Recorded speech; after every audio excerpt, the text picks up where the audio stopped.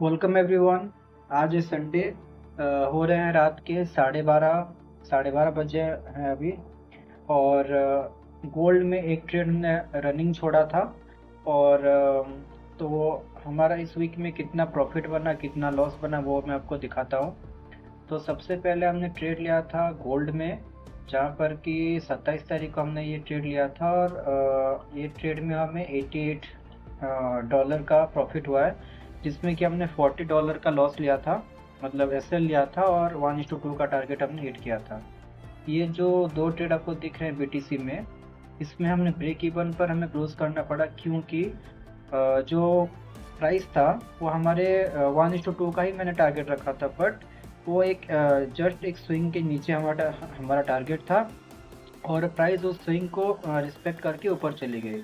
तो इस ट्रेड से हमें सीखने को ये मिला कि कभी भी जो हमारा एसएल हम रखते हैं ना हाफ टाइम, एक पर्टिकुलर पॉइंट पर रखते हैं, बट 1:2 का अगर हम एक रिजिड टारगेट बनाकर चले तो वो काम नहीं करता। हमें जो हमारा टारगेट है वो भी एक स्विंग पॉइंट में या फिर कोई सपोर्ट या फिर रेजिस्टेंस के पास ही रखना पड़ेगा। और ये जो हमने ट्रेड लिया है गोल्ड में, इसका नुकसान ये इसलिए हुआ क्योंकि मैं आपको चार्ट में दिखाता हूँ। यहाँ पर एक रेजिस्टेंस था, और यहाँ से जब मार्केट एक ब्लैक कैंडल बना के ऊपर एक ब्लू कैंडल, मतलब ब्लैक मतलब रेड और ब्लू मतलब ग्रीन, तो हमने यहाँ पर मैंने अंधा बाय कर लिया था वॉल्यूम को देख के, और मार्केट में ऐसे हिट हो गया।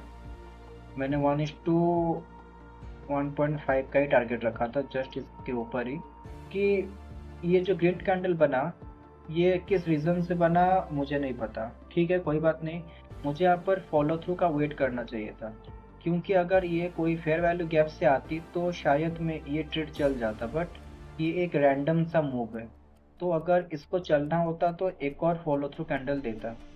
और ये ट्रेड हमने इसलिए उठाया क्योंकि यहाँ पर जो अगेंस्ट में जो फेयर वैल्यू गैप है वहाँ से मार्केट रिजेक्ट होता है, और फॉलो थ्रू वाला कैंडल एक ग्रीन कैंडल बनाता है। तो हमने यही कहीं पर एंट्री लिया था, 15 मिनट बाकी था, और मार्केट एक ऑब्वियस रेजिस्टेंस पर आकर, ये जो पिछला रेजिस्टेंस है यहाँ से मार्केट रिजेक्ट हो रहा है, प्लस मार्केट बंद भी होने वाला था, वॉल्यूम भी नीचे है।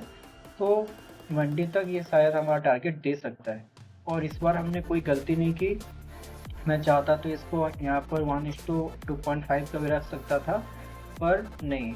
यहाँ पर मार्केट एक फेयर वैल्यू गैप में आएगा, तो शायद यहाँ से भी मार्केट रिजेक्ट कर सकता है, इसलिए मैंने 1:1.9 का ही टारगेट रखा है इसके लिए। तो अभी स्टार्ट करते हैं कि हमारा गोल्ड और बीटीसी में क्या प्लान बन रहा है। तो मेरे हिसाब से गोल्ड यहाँ पर एक सपोर्ट में आया है, और रेजिस्टेंस को तोड़ के मार्केट ऊपर जाता जा रहा है।